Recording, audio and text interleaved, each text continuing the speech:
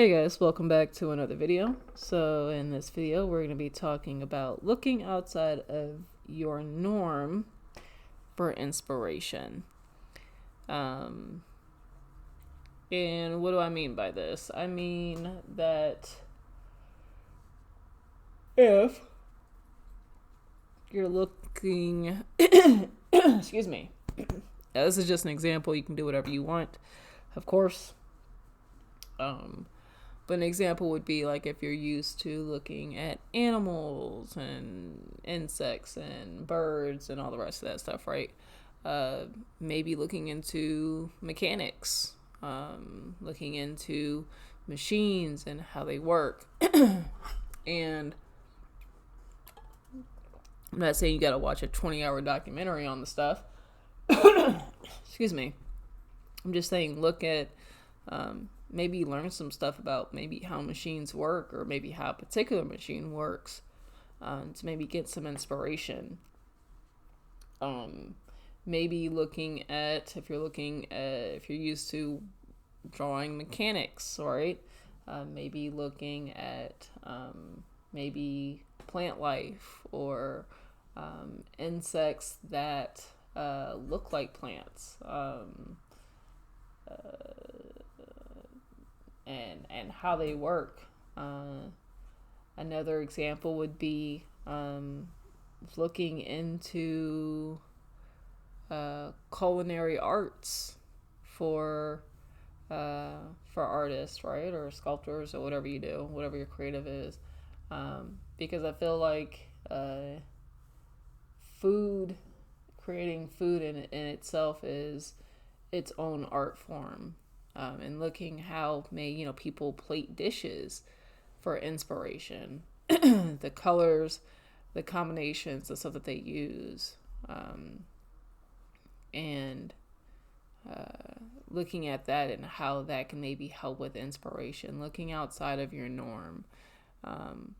Another thing might be if you're used to, hi big boy, if you're used to, drawing animals, mammals and stuff like that, maybe looking into, get out of here, maybe looking into microorganisms or deep sea creatures, the small ones, the ones that, you need a microscope to see. You looking at those things to maybe expand on your inspiration. Maybe looking at antiques or an example, something that I've been recently having to excuse me, kind of do a light study in is Art Nouveau.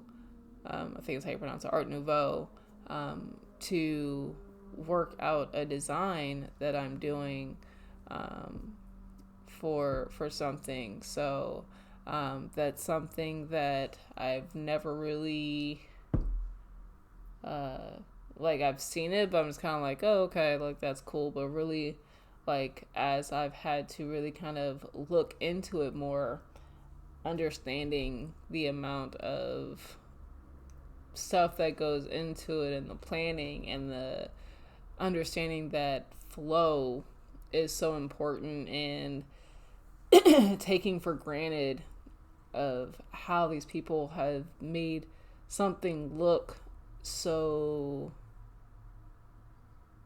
elegant and at the same time so nonchalant, like so easy, but there's much that goes into that to make something look like that.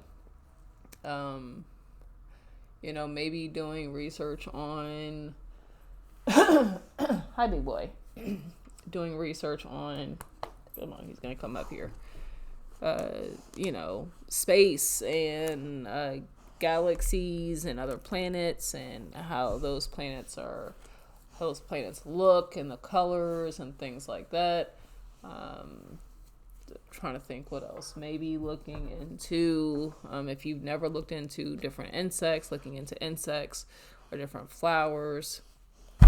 really, my dude. Looking into things that you normally wouldn't look into for inspiration, I think is a huge help. If you don't stop. Seven is trying to play at the moment. Get out of here. Get out of here.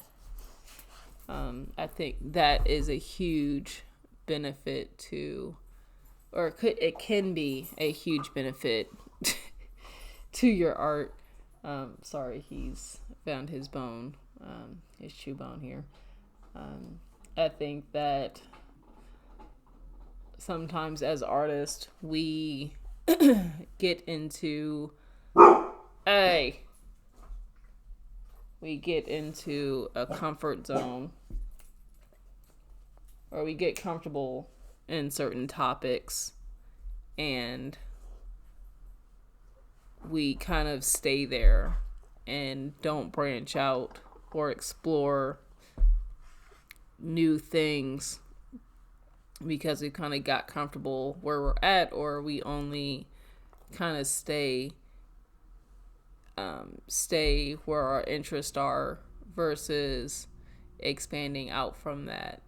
I would even say look into certain sports.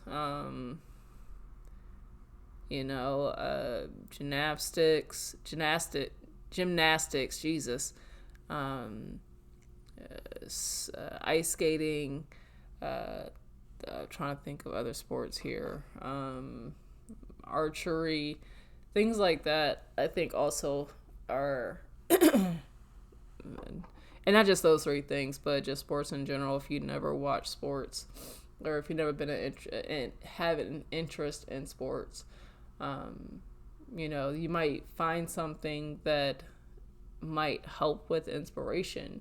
Maybe seeing how the body moves or how the body doesn't move when certain acts are performed. Ice skating.